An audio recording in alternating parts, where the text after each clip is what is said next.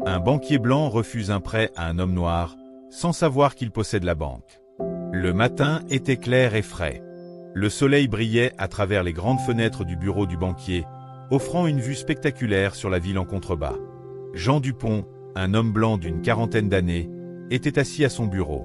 Avec sa chemise bien repassée et sa cravate soigneusement nouée, il dégageait une image de confiance et de pouvoir.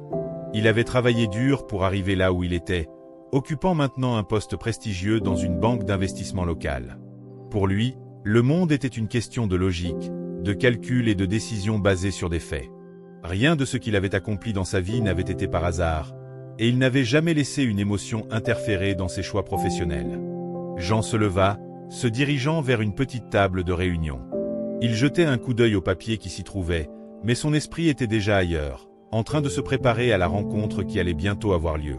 Ce matin-là, il allait rencontrer un homme qui, selon lui, représentait un risque. Un homme qui, malgré ses efforts, n'aurait pas les qualifications nécessaires pour obtenir un prêt. L'homme en question, Malik, était un entrepreneur noir, un homme dont l'histoire semblait marquer des points de succès et d'échecs. Mais pour Jean, cela ne suffisait pas. Un nom étrange, une origine douteuse et une apparence différente. Cela suffisait à déclencher les alarmes dans son esprit. Il n'avait jamais vraiment eu l'habitude d'accorder des prêts à des personnes comme lui. On verra bien, pensa Jean en ajustant sa cravate. Il ne sera pas différent des autres. Il va probablement échouer. Les portes du bureau s'ouvrirent alors. Malik entra. Malik était un homme de taille moyenne, habillé de façon simple mais élégante. Ses vêtements étaient bien coupés, mais pas extravagants. Il portait un costume bleu marine, sans cravate, mais avec une coupe moderne. Ses cheveux étaient soigneusement coupés, et il arborait une barbe bien taillée qui lui donnait un air de confiance tranquille. Il tendit la main à Jean. « Bonjour, monsieur Dupont. Je m'appelle Malik Benjamin. Merci de me recevoir aujourd'hui. » Jean leva les yeux, un sourire professionnel sur le visage. Il serra la main de Malik, mais un léger sentiment de malaise flottait dans l'air. Ce malaise, cependant, n'était pas visible à l'œil nu. Jean avait pris l'habitude d'analyser chaque détail, chaque geste, chaque mot. Ce qui comptait, c'était l'efficacité. « Merci à vous d'être venu, » répondit Jean d'un ton formel, en l'invitant à s'asseoir. « Alors, comment puis-je vous aider, monsieur Benjamin ?» Malik s'assit calmement, sans se précipiter. Il semblait parfaitement à l'aise, et son regard déterminé semblait refléter une confiance qui déstabilisait légèrement Jean. « Je viens solliciter un prêt pour agrandir mon entreprise. J'ai un projet de développement qui, je le crois, peut vraiment faire la différence dans ce secteur. » Jean hocha la tête, feuilletant les documents devant lui. Il commença à poser des questions. Des questions standards qu'il posait à tout le monde. « Parlez-moi de votre entreprise. Depuis combien de temps êtes-vous dans ce domaine ?» Malik répondit avec aisance, détaillant son entreprise, sa mission et ses succès au fil des années. « Cela fait 10 ans que j'ai lancé ma société. Nous avons commencé avec une petite équipe, mais nous avons rapidement élargi notre présence sur le marché. » Il expliqua en détail ses projets futurs, les investissements qu'il avait déjà réalisés, et l'impact que son entreprise avait eu dans sa communauté locale. Mais Jean n'était pas convaincu. Il écoutait, mais son esprit était ailleurs, calculant déjà les risques. Il avait bien compris que Malik n'était pas comme les autres candidats. Il n'avait pas cette légèreté dans sa voix, ni ce sourire facile que l'on attendait d'un entrepreneur. Il était différent. C'était un facteur important. Les gens comme Malik, il en avait déjà vu beaucoup. Des rêves ambitieux, mais qui se terminaient souvent par des faillites. Après quelques minutes, Jean posa la question qu'il savait devoir poser. « Votre bilan financier semble intéressant, monsieur Benjamin, mais permettez-moi d'être direct. D'où venez-vous réellement? Et quelles sont vos garanties ?» Il posa la question d'un ton neutre, mais ses mots avaient un poids particulier. Malik marqua une pause. Il savait ce qu'il allait entendre, mais il n'avait pas l'intention de se laisser déstabiliser. « Je viens d'une famille modeste, » répondit-il calmement, « mais j'ai travaillé dur pour construire ce que j'ai aujourd'hui. » Les garanties? Eh bien, elles sont solides. J'ai investi dans l'immobilier, dans des entreprises locales, et je suis prêt à mettre en jeu tout ce que j'ai pour ce prêt. Jean haussait légèrement un sourcil, non pas parce qu'il était impressionné, mais parce que l'histoire de Malik ne correspondait pas à son modèle. La plupart des gens à qui il accordait des prêts avaient un parcours plus linéaire, une histoire plus conforme, plus en phase avec ce qu'il attendait. Nous allons examiner cela de près, monsieur Benjamin, dit Jean, tout en griffonnant quelques notes. Mais il y a un aspect qui me préoccupe. Vous êtes, comment dire, relativement jeune pour demander une telle somme, et votre entreprise ne présente pas encore une rentabilité stable sur plusieurs années. Malik sentit la tension monter. Il savait ce qui allait venir, mais il n'avait pas l'intention de céder. « Je comprends vos préoccupations, monsieur Dupont, répondit-il doucement. Mais mes résultats parlent d'eux-mêmes. Je vous assure que cette expansion apportera des bénéfices considérables à votre banque et à l'économie locale. » Jean ne semblait pas impressionné. Il croisa les bras, puis se tourna vers son ordinateur, analysant les documents sous différents angles. Il était sur le point de prendre sa décision, et il le savait. « Je vais être franc avec vous, monsieur Benjamin, dit-il finalement. Je ne pense pas que vous soyez le bon candidat pour ce prêt.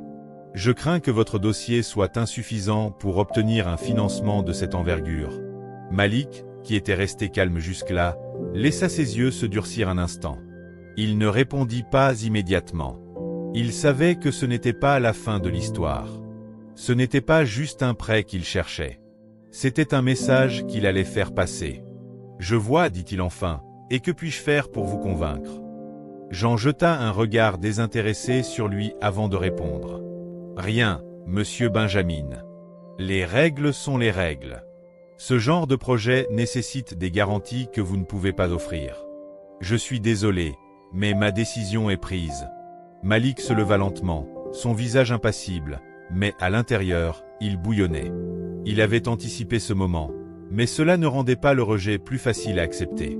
Cependant, il avait une dernière carte à jouer. Un retournement qui allait changer toute la donne. « Vous savez, dit-il, avant de se diriger vers la porte, je suis en fait le propriétaire de cette banque. » Jean se figea. Il n'entendit pas bien les mots. Il était presque certain qu'il avait mal compris.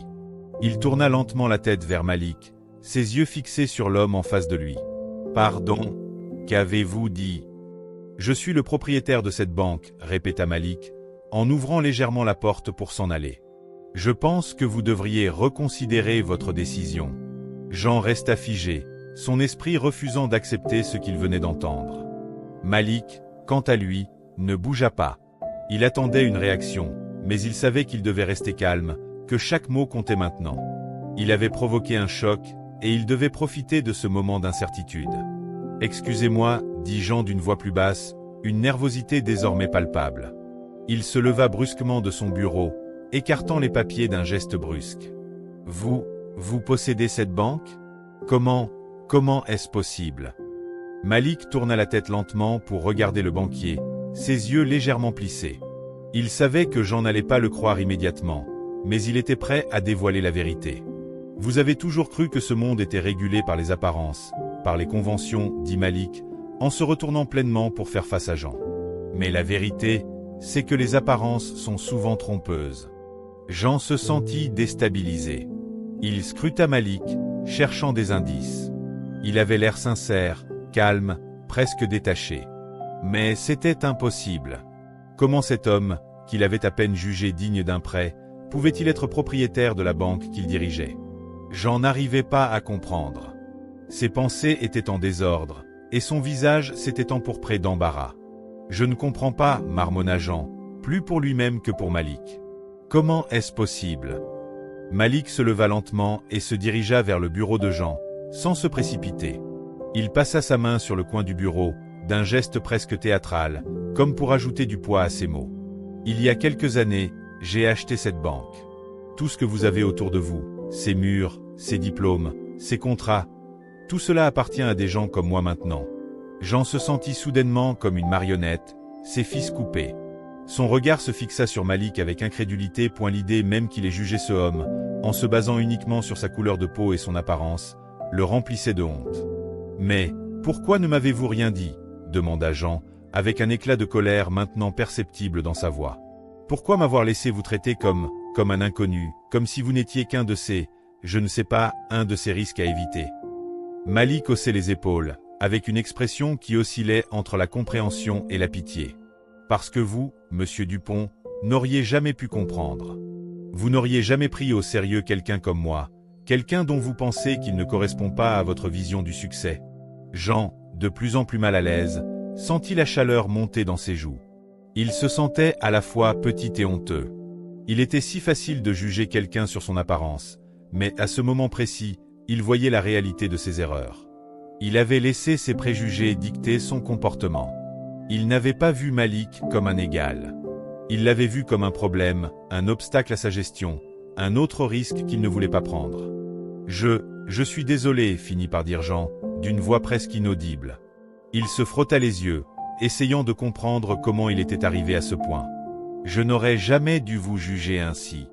Malik croisa les bras, son regard calme et implacable. Ce n'est pas à moi de vous pardonner, monsieur Dupont. C'est à vous de vous pardonner à vous-même. Il marqua une pause avant de poursuivre, sa voix devenue plus grave. Vous n'êtes pas le seul à voir ces biais. La société tout entière est remplie de gens comme vous. Des gens qui regardent les autres à travers le prisme de leur propre perception de la valeur. Jean était abattu. Il s'assit à nouveau, tout en laissant ses mains reposer sur son bureau, d'un air presque défait. Je suis tellement stupide. Je vous ai traité comme un moins que rien simplement parce que vous n'apparteniez pas à ce cercle que j'ai créé. Vous n'avez pas les qualifications, mais vous êtes ici. Vous êtes celui qui détient le pouvoir. Malik fit un léger mouvement de la tête, comme s'il acceptait la reconnaissance de Jean, mais sans excuser ses erreurs. Vous voyez, monsieur Dupont, dit-il, l'argent n'a pas de couleur. Mais les gens, eux, en attribuent une. Le pouvoir n'a pas d'origine, il est souvent juste là, sous vos yeux, et vous ne le voyez pas. Jean se leva, cette fois avec plus de conviction. Je ne sais pas ce que je vais faire maintenant. Vous avez raison. Vous m'avez donné une leçon aujourd'hui. Mais en même temps, il se sentait comme s'il avait été frappé par une vérité qu'il n'avait jamais voulu voir, une vérité qui le laissait désemparé. L'ironie de la situation. Malik observa Jean, qui était maintenant plongé dans ses pensées. C'était fascinant à quel point les gens pouvaient être aveugles à leurs propres privilèges. Il savait que ce genre de révélation était rare, mais elle était nécessaire. Ce moment pouvait potentiellement changer Jean. Peut-être qu'il commencerait à voir le monde d'une manière différente à partir de maintenant. Je ne suis pas ici pour vous humilier, monsieur Dupont, dit Malik d'une voix plus douce, comme pour adoucir l'impact de ses paroles. Je suis ici pour vous faire comprendre que l'apparence ne définit rien. Il faut dépasser les stéréotypes, dépasser ces jugements basés sur la couleur de peau, et reconnaître la valeur de l'individu avant tout. Jean, bien que toujours confus, se sentait maintenant plus lucide. Il avait pris un coup, certes, mais un coup nécessaire.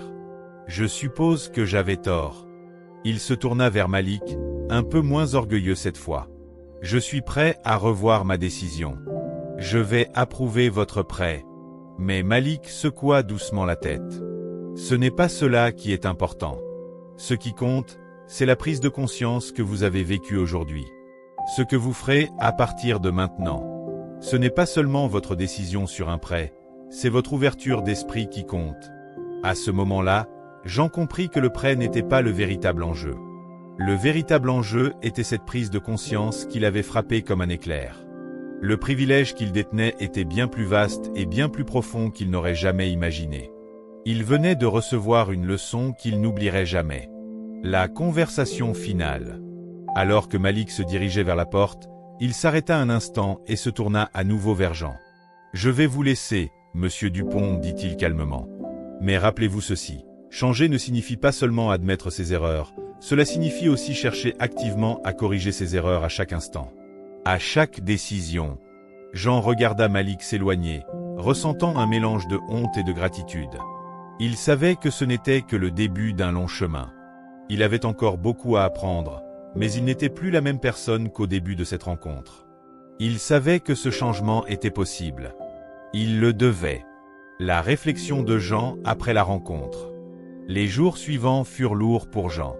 Chaque matin, il se réveillait avec l'image de Malik, calme et sûr de lui, traversant la porte de son bureau.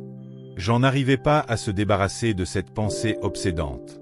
Il n'avait pas seulement rencontré un entrepreneur aujourd'hui. Il avait rencontré un miroir de ses propres préjugés, un reflet d'un monde qu'il avait longtemps ignoré. Le silence dans son bureau devenait presque insupportable. Le poids de ses propres erreurs le suivait à chaque instant point dans les discussions avec ses collègues, dans les réunions avec des clients. Il se retrouvait à repenser à la scène qui s'était déroulée quelques jours plus tôt. Ses paroles, ses jugements précipités, tout cela tournait en boucle dans sa tête. Il avait fait une erreur, et cela le hantait. Mais une part de lui savait qu'il avait aussi l'opportunité de changer. Il ne pouvait pas effacer ce qu'il avait fait, mais il pouvait changer sa manière de voir le monde à partir de ce moment précis. Un matin, alors qu'il prenait son café dans le calme de son bureau, il se leva brusquement. Ses doigts étaient serrés autour de la tasse, et il sentit un soudain élan de décision. Il prit son téléphone portable et chercha le numéro de Malik. Il n'avait pas encore eu l'opportunité de le rappeler, et il savait que ce qu'il avait à dire ne pouvait plus attendre. Il hésita un instant avant de composer le numéro, mais il appuya finalement sur le bouton. La discussion avec Malik. Le téléphone sonna plusieurs fois avant que Malik ne réponde d'une voix calme et posée. « Bonjour, Monsieur Dupont, dit-il simplement. » J'en sentis une chaleur soudaine envahir son visage, gêné mais aussi déterminé. « Bonjour, Malik. Je voulais m'excuser pour ce qui s'est passé la dernière fois, commença-t-il. Je me rends compte que j'ai agi de manière injuste, que je vous ai jugé sur des critères qui n'ont rien à voir avec votre potentiel réel. J'étais aveugle à la réalité de vos compétences et à la valeur que vous apportez. » Malik garda un silence quelques instants, puis répondit d'une voix calme. « Je vous remercie pour vos mots, Monsieur Dupont. » Il marqua une pause avant de reprendre, avec un ton plus ferme. « Mais il ne s'agit pas seulement d'une erreur. Il s'agit de la façon dont vous choisissez de voir les autres à partir de maintenant. Ce n'est pas seulement moi qui ai été victime de votre jugement. Il y en a beaucoup d'autres. La vraie question, c'est, que ferez-vous pour changer cela ? » J'en sentis une nouvelle vague de honte l'envahir. Il savait que Malik avait raison. Ce n'était pas un simple acte isolé, mais un changement qu'il devait intégrer dans sa vie quotidienne, dans ses décisions. Il ne pouvait pas laisser cette erreur définir qui il était, mais il devait en tirer une leçon. « J'ai pris une décision, dit Jean, après avoir réfléchi un moment. Je veux revoir votre dossier. Je vais non seulement approuver le prêt, mais je vais aussi m'assurer que des gens comme vous, qui ont une vision différente, aient une réelle place dans notre banque. Vous m'avez ouvert les yeux sur une toute nouvelle perspective. » Malik soupira légèrement, comme s'il relâchait une pression. « C'est une bonne décision, Monsieur Dupont. Mais souvenez-vous que le changement n'est pas seulement dans les actes que vous posez, mais aussi dans l'esprit avec lequel vous les effectuez.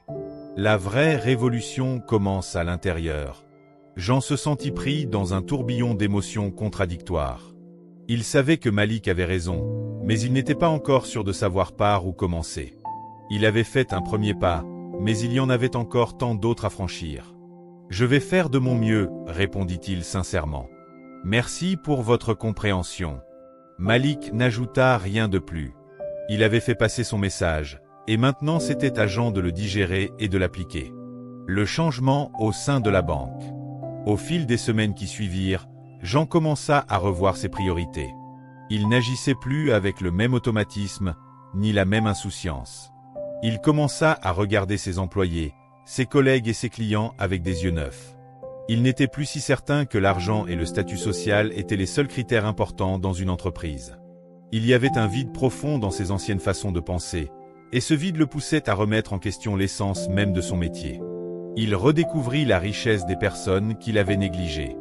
Il s'efforça de donner une voix aux entrepreneurs issus de communautés marginalisées, d'écouter ceux qui n'avaient pas forcément les mêmes privilèges que lui. Ses premières décisions étaient petites, mais elles étaient significatives. Il offrit des prêts à des jeunes entrepreneurs issus de divers horizons, notamment des quartiers moins favorisés. Au fur et à mesure que le temps passait, Jean commença à constater des changements dans l'entreprise. Les jeunes talents qu'il avait précédemment ignorés apportaient une perspective nouvelle et innovante. Les relations au sein de la banque devenaient plus ouvertes, plus humaines. Jean s'efforçait d'écouter et de comprendre, plutôt que de juger immédiatement. Le processus n'était pas facile. Il se retrouvait confronté à ses propres anciens comportements, et parfois, la tentation de revenir à sa vieille manière de faire était grande. Mais chaque fois qu'il se sentait sur le point de dévier, il repensait à cette conversation avec Malik et à la leçon qu'il en avait tirée. Il avait fait un choix. Un choix de voir au-delà des apparences et de comprendre la valeur des gens non pas en fonction de ce qu'ils semblaient être, mais de ce qu'ils étaient réellement. La répercussion de son changement. Les changements au sein de la banque ne passèrent pas inaperçus. Les employés commencèrent à remarquer une différence dans l'attitude de Jean. Ses collègues commencèrent à l'apprécier davantage, car ils comprenaient qu'il ne les jugeait plus sur des critères superficiels. Le climat de l'entreprise devint plus inclusif, plus respectueux des talents divers. Les résultats financiers de la banque, au début incertains, commencèrent à s'améliorer. Les jeunes entreprises qu'il soutenait prospéraient, et les partenariats qu'il avait établis avec des entrepreneurs d'horizons divers se révélaient fructueux. Le changement de Jean n'était pas seulement personnel, il affectait maintenant l'ensemble de l'institution. Le groupe qu'il dirigeait devenait plus solidaire, plus ouvert à la diversité des perspectives, et il en récoltait les fruits. Malik, quant à lui, revint à la banque plusieurs mois après leur rencontre. Jean l'accueillit chaleureusement, cette fois non pas comme un homme qu'il avait failli rejeter, mais comme un partenaire précieux. Ils discutèrent de leurs projets respectifs, et Malik lui confia qu'il avait lui-même observé des changements dans sa propre communauté grâce au financement qu'il avait reçu. Le dernier dialogue. Quelques mois plus tard, Jean rencontra Malik une dernière fois, cette fois sur un terrain plus égalitaire, au sommet de la réussite. Leur discussion portait moins sur les affaires et plus sur l'impact qu'ils avaient eu, tous deux, sur leurs environnements respectifs. « Vous avez bien changé, monsieur Dupont, dit Malik en souriant. Je suis heureux de voir que ma décision de vous parler a eu un impact. » Jean sourit aussi. « Non, Malik. Vous m'avez seulement donné l'opportunité de changer. Vous avez ouvert les yeux d'un homme trop concentré sur son propre petit monde. » Malik hocha la tête. C'est ainsi que le changement se produit. Par des petites actions, par des prises de conscience individuelles qui, un jour, finissent par transformer l'ensemble de la société. Jean regarda Malik, une gratitude sincère dans ses yeux. Il savait que ce moment, cette rencontre, allait changer sa vie pour toujours. Les semaines qui suivirent la rencontre avec Malik furent cruciales pour Jean. Ce n'était pas simplement un changement personnel, mais un changement structurel au sein de la banque. Jean comprit rapidement que son rôle allait au-delà des murs de son bureau. Il devait incarner un changement plus large, un changement qu'il espérait voir non seulement dans sa banque, mais aussi dans les autres secteurs de la société. Il commença à organiser des séminaires et des ateliers au sein de la banque, axés sur l'inclusivité et l'égalité des chances. Ces événements étaient ouverts à tous les employés, et l'objectif était d'encourager la diversité, de lutter contre les préjugés inconscients et d'offrir à chacun l'opportunité de partager ses expériences. C'était un défi, un vrai pari, mais Jean savait que c'était là une manière de commencer à réparer les erreurs passées. Malik, bien qu'occupé par ses propres projets, continuait à être une source de soutien et de conseils pour Jean. Les deux hommes se parlaient souvent, partageant des idées, des stratégies, et parfois même des doutes. Malik était devenu non seulement un partenaire financier, mais un mentor, un modèle de l'indépendance d'esprit. Le changement au sein de la banque. Le climat au sein de la banque changea peu à peu. Au début, il y avait des résistances, des murmures. Certaines personnes se demandaient si Jean n'allait pas trop loin avec ses initiatives. Les employés plus âgés, ceux qui étaient là depuis longtemps, étaient souvent réticents. Ils avaient vu des dizaines de patrons venir et partir, des promesses de changement qui n'avaient jamais vu le jour. Mais Jean persévérait. Il ne pouvait pas revenir en arrière. Chaque petite victoire devenait une motivation supplémentaire. Les employés issus de quartiers populaires, de diverses origines ethniques, commençaient à se faire une place au sein de la banque.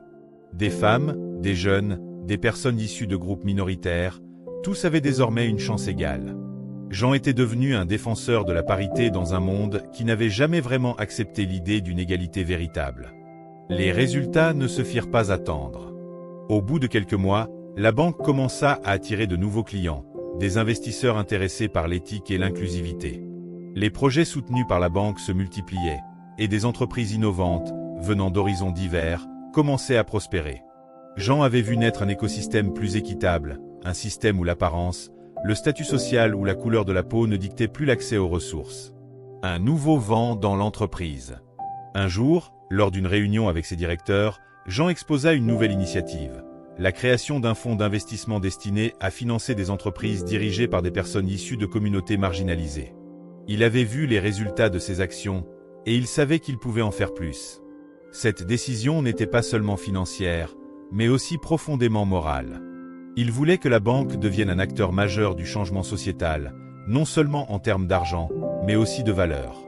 Les membres du conseil d'administration étaient partagés. Certains étaient enthousiastes, d'autres réticents, mais Jean savait que c'était un risque à prendre.